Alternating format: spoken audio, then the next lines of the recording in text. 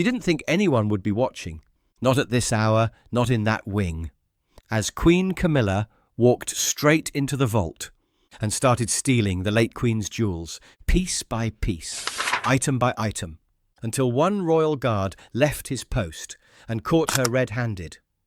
What he did next didn't just stop a theft, it shattered her claim to the crown's legacy forever.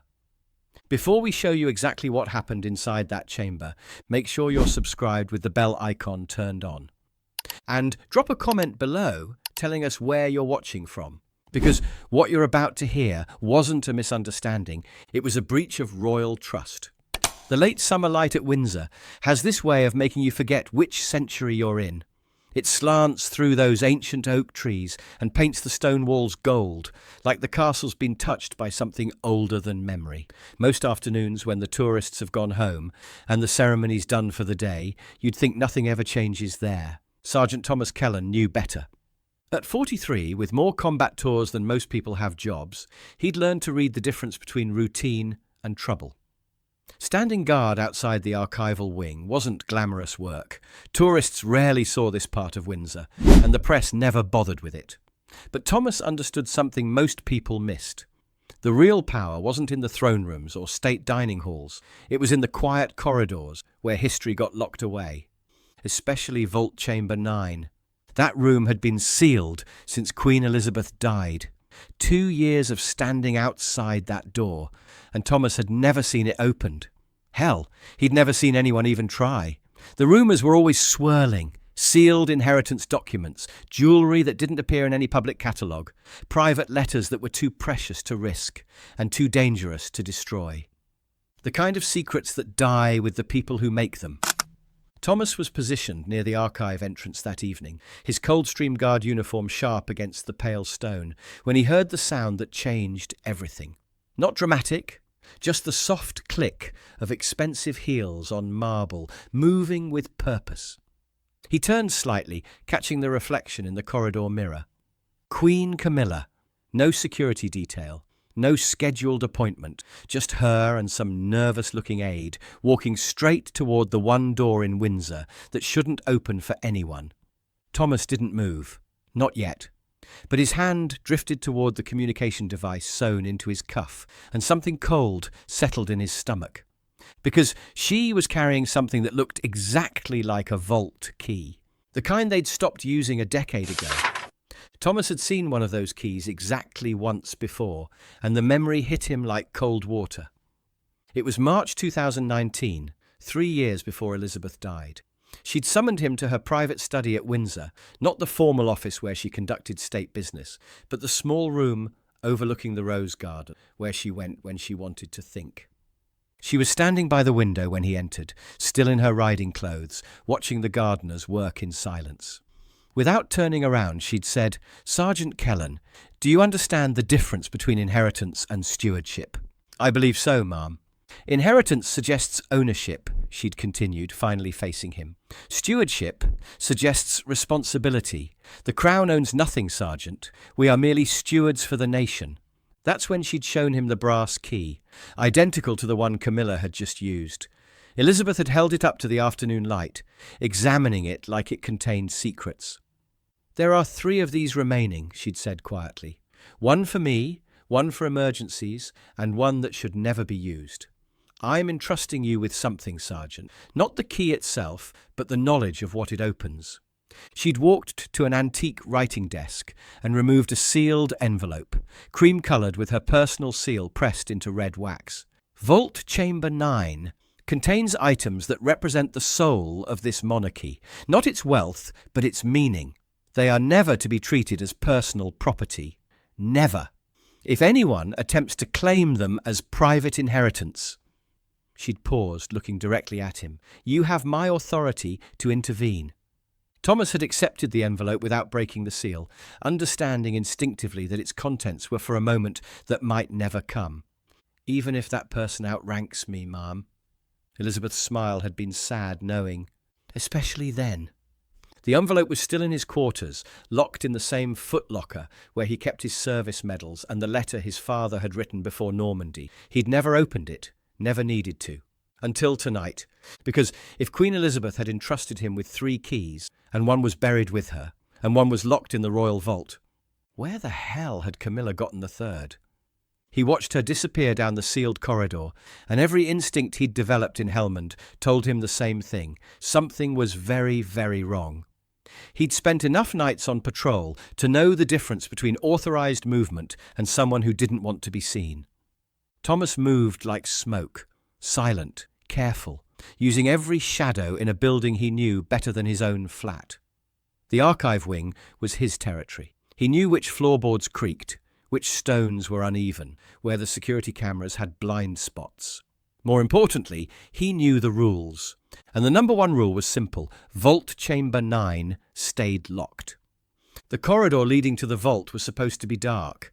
Instead, soft light spilled from the chamber doorway, light that shouldn't exist, from a room that shouldn't be open. Thomas pressed himself against the wall and listened. Voices, quiet, but carrying in the stone hallway. "Are you certain about this?" The aide's voice, shaky with nerves. "Don't question me." Camilla's reply was sharp, dismissive. "Half these pieces should have been mine years ago." Thomas felt his jaw tighten. Should have been. According to who? He watched her disappear down the sealed corridor, and every instinct he'd developed in Helmond told him the same thing. Something was very, very wrong. He'd spent enough nights on patrol to know the difference between authorized movement and someone who didn't want to be seen. Thomas moved like smoke, silent, careful, using every shadow in a building he knew better than his own flat. The archive wing was his territory. He knew which floorboards creaked, which stones were uneven, where the security cameras had blind spots. More importantly, he knew the rules. And the number 1 rule was simple: Vault Chamber 9 stayed locked. But as he approached the corridor junction, something stopped him cold. The security panel beside the vault entrance was glowing amber instead of red. Amber meant accessed, but there should have been no amber light. That system had been dark for 2 years. Thomas pressed his keycard against the reader and pulled up the access log on the small screen. What he saw made his blood run cold. Entry logged at 1947. But where there should have been a name, authorization code, and biometric confirmation, there was just a line of dashes. The system had registered the door opening, but it had no record of who'd opened it or how. Someone had bypassed every security protocol Windsor had. The corridor leading to the vault was supposed to be dark. Instead, soft light spilled from the chamber doorway, light that shouldn't exist, from a room that shouldn't be open. Thomas pressed himself against the wall and listened. Voices, quiet, but carrying in the stone hallway. "Are you certain this is wise?" The aide's voice, shaky with nerves. "And don't question me." Camilla's reply was sharp, dismissive. "These pieces should have been transferred to me months ago. Charles has been avoiding the conversation." Thomas felt his jaw tighten. Transferred? According to what authority? But if someone discovers, who's going to discover anything? The vault's been sealed since the funeral. No one comes here except the cleaning staff, and they're not scheduled until next week. There was a pause, then the sound of something metallic clicking, locks being disengaged. "Besides," Camilla continued, her voice taking on that particular tone of entitlement Thomas had heard from too many officers who'd never seen real combat, "Elizabeth promised me these items personally. I'm not stealing anything. I'm simply claiming what's already mine." Thomas eased forward until he could see into the chamber. The sight that greeted him was worse than he'd imagined. This wasn't opportunistic theft. This was systematic looting. Camilla stood before 3 different display cases, all of them open. A small leather satchel sat on the central table, already bulging with items.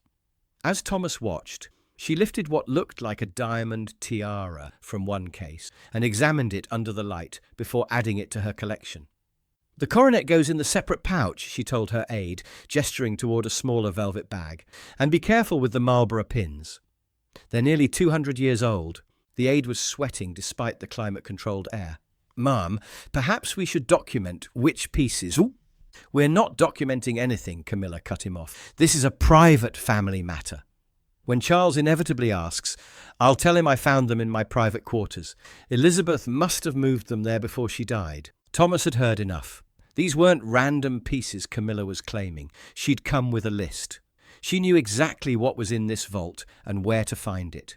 This wasn't grief-driven impulse theft. This was premeditated.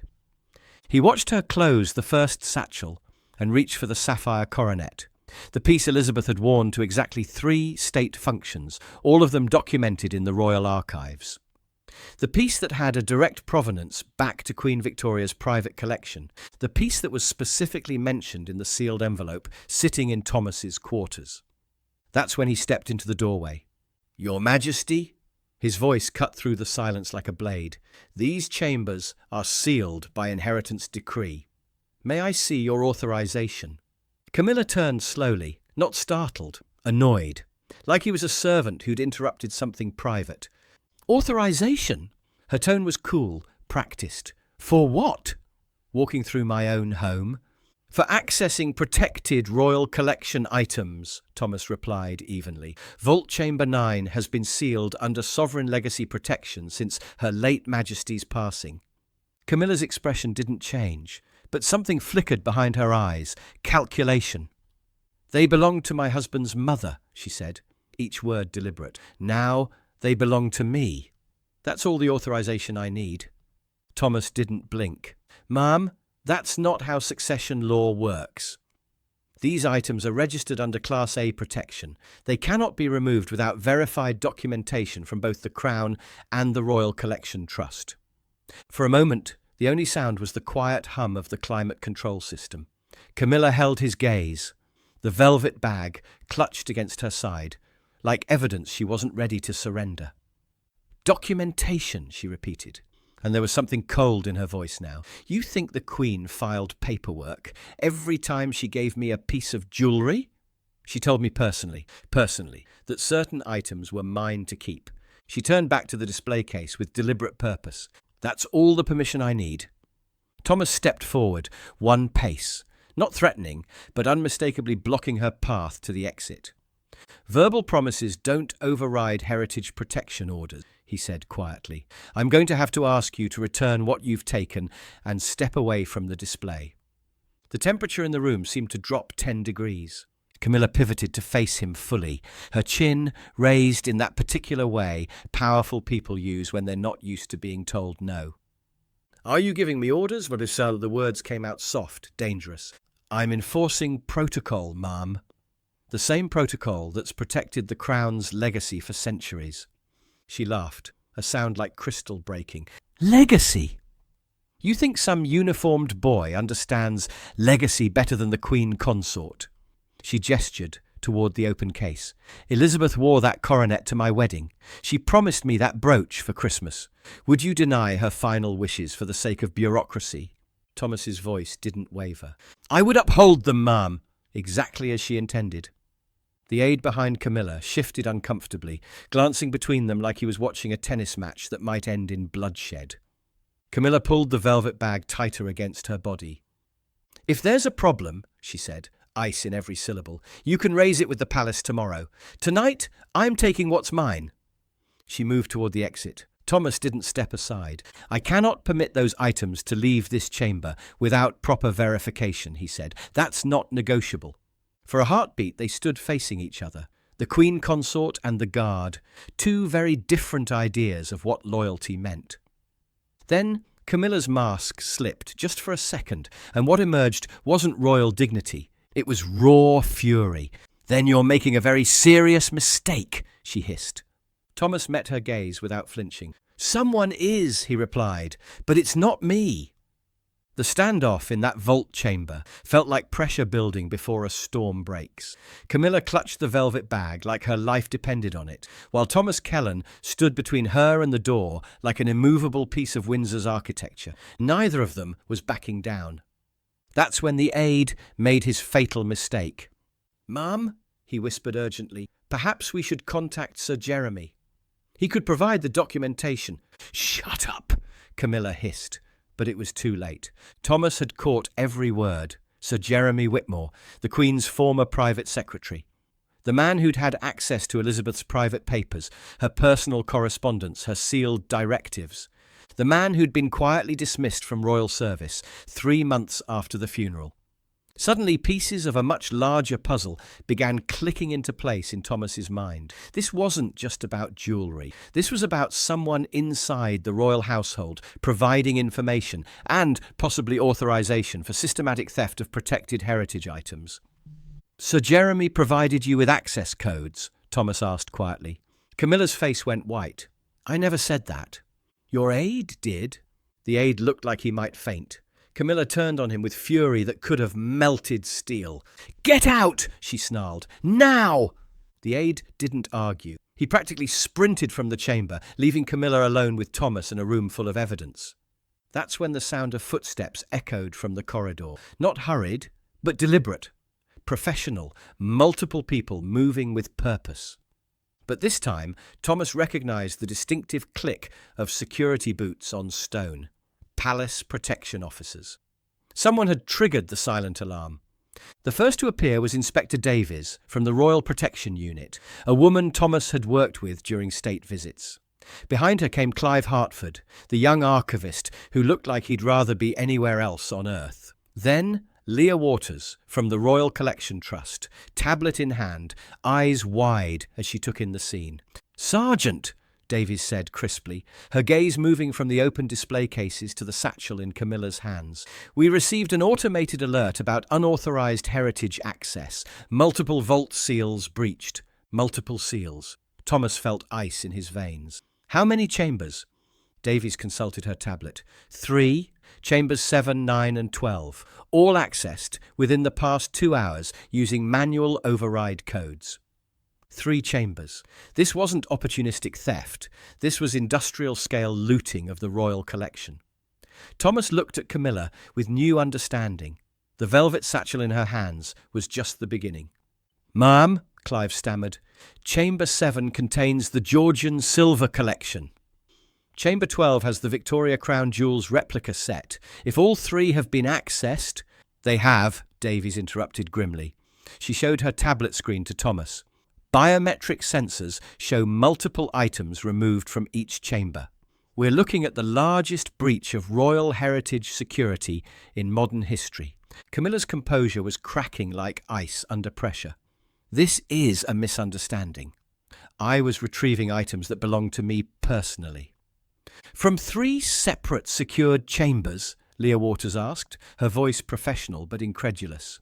"Ma'am, that would require detailed knowledge of the collection database, access to override codes, and familiarity with the physical layout of the restricted archive." "That's not casual knowledge." Davies stepped closer to Camilla, her manner respectful but unmistakably official. "Your Majesty, I need to ask you to remain here while we investigate the full scope of this breach. No one leaves until we've accounted for all missing items." "You're detaining me?" Camilla's voice rose dangerously. "I'm securing a crime scene," Davies replied calmly. The temperature in the room seemed to drop 10 degrees. Thomas watched Camilla's face cycle through shock, rage, and finally, calculation. She was trapped, and she knew it. "I want to speak to Charles immediately," she said finally.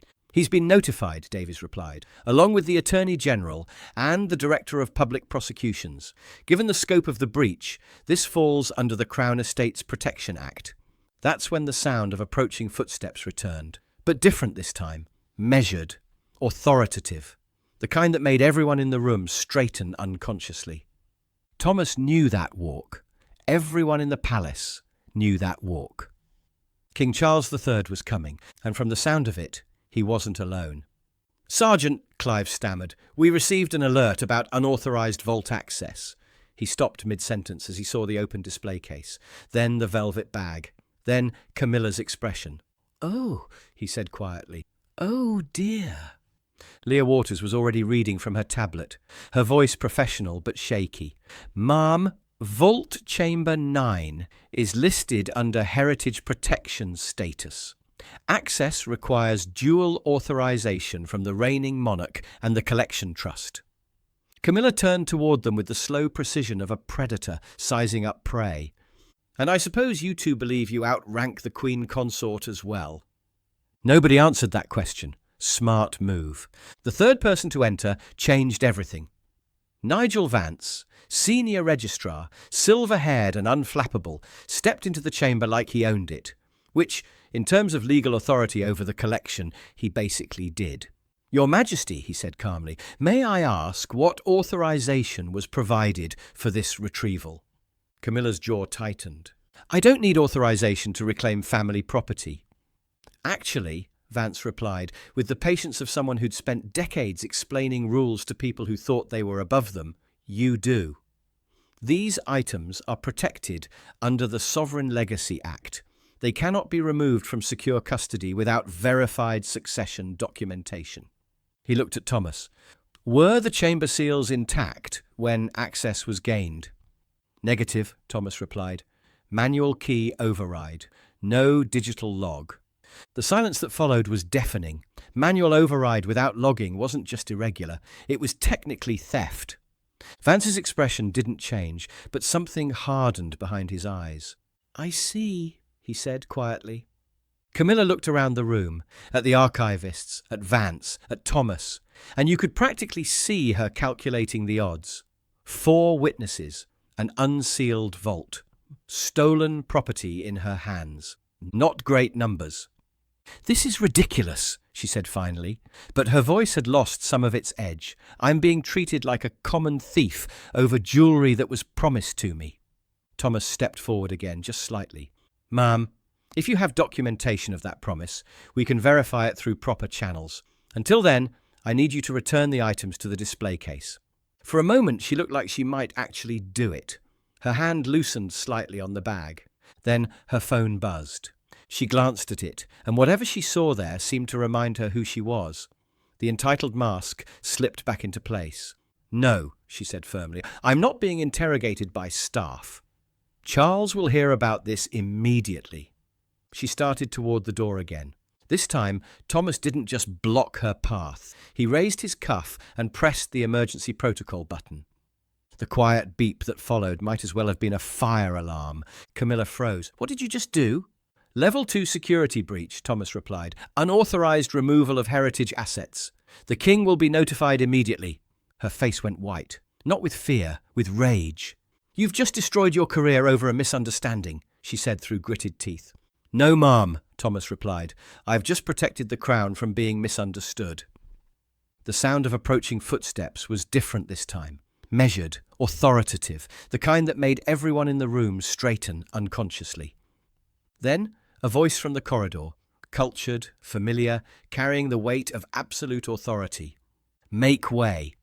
King Charles III appeared in the doorway like judgment itself. He wasn't dressed for ceremony, just a simple dinner jacket, no entourage, no fanfare. But the moment he entered that vault chamber, everything else became background noise. His eyes swept the room methodically, the open display case, the nervous archivists, the velvet bag clutched in his wife's hands, and finally, Sergeant Thomas Kellan standing at attention.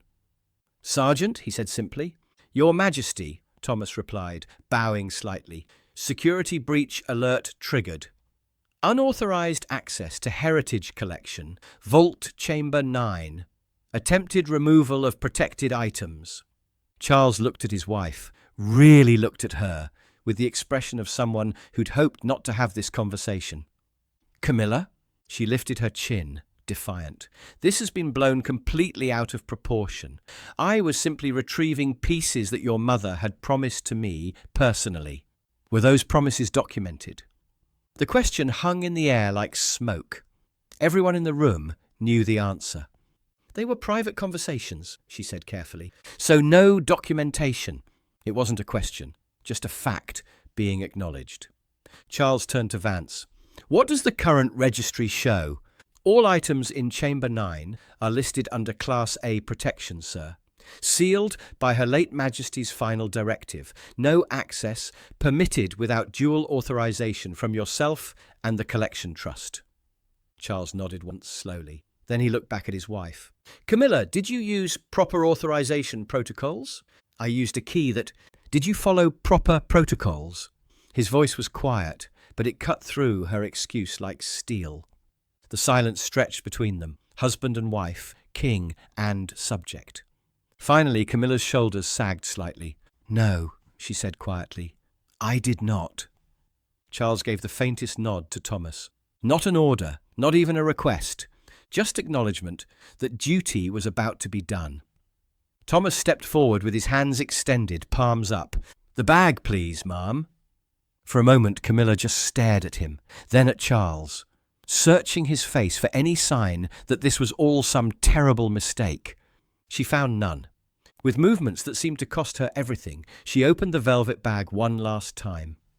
The sapphire coronet caught the light like captured starlight. The Snowdon brooch gleamed with the weight of history. Then she closed the bag and handed it to the guard, not to her husband, not to the archivists, to the man who'd refused to let her walk away with pieces of Elizabeth's legacy. Thomas accepted it with quiet dignity, immediately applying a security seal from his belt kit. Click. Registered. Secured. "Custody transferred," he said to Vance. "Items to be returned to proper display following standard preservation protocols." Charles watched this exchange without comment. When it was finished, he simply said, "Sergeant, please escort Her Majesty to the main residence." The walk through Windsor's corridors felt endless.